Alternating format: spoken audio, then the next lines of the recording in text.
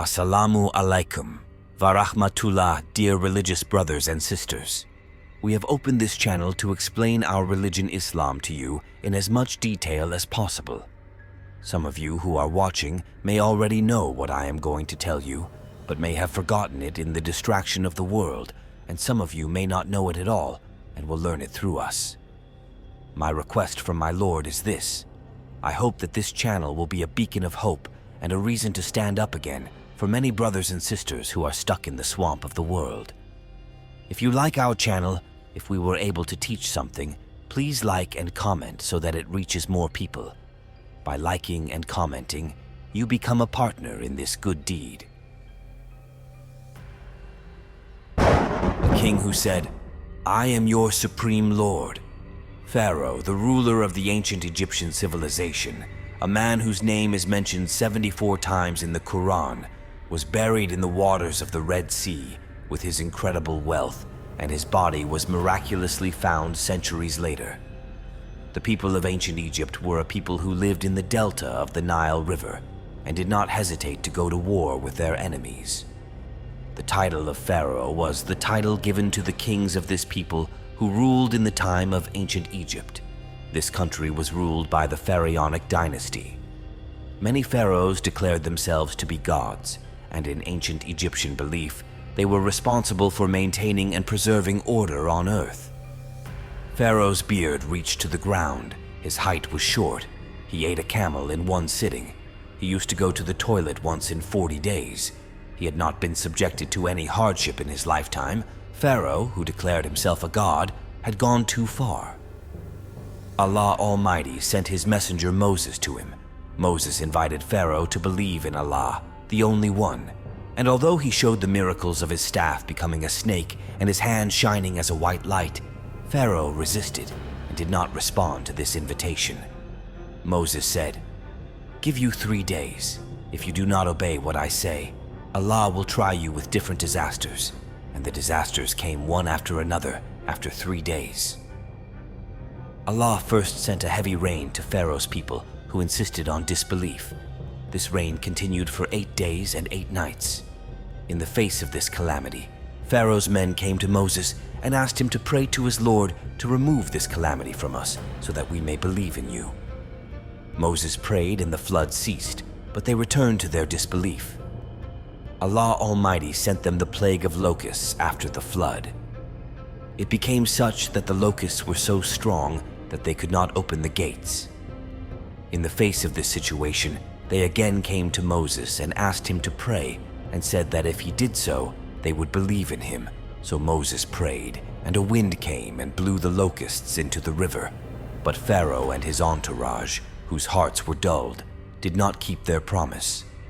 Then Allah Almighty sent upon them the plagues of ants and frogs, one after another, until the whole of Egypt was full of ants and frogs, until it was uninhabitable.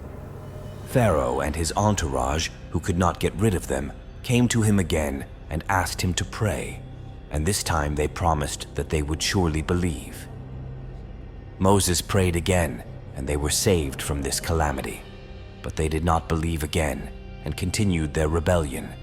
So Allah Almighty rained blood on them, and everything, including their drinks, became blood, and water that seemed normal began to turn into blood when they put their hands in their cups and bowls. When the followers of Moses put their hands in the water turned to blood. Taps and rivers flowed with blood. The whole Nile River turned to blood. Everywhere they looked, they saw blood, but the people who did not believe and had no intention of believing kept returning to their disbelief. Pharaoh planned to defeat Moses by humiliating him with his sorcerers. So Pharaoh sent around and summoned all the master sorcerers. 70-odd master sorcerers from all over the world with various talents began to gather in Egypt. The great day came when thousands of people gathered, and each of the magicians came with sticks, ropes, and various magic tools in their hands. Pharaoh shouted to the magicians and said to them, "Destroy this Moses with your magic." The magicians threw out the sticks and ropes in their hands, which turned into various moving things that moved. Pharaoh shouted and rejoiced at this scene. Moses was startled. Allah Almighty commanded Moses, "Put down your staff." Moses threw his staff, and it turned into a huge dragon that covered the whole area, and in a few minutes there was no trace of the snakes in front of him. They all disappeared, and the place became silent.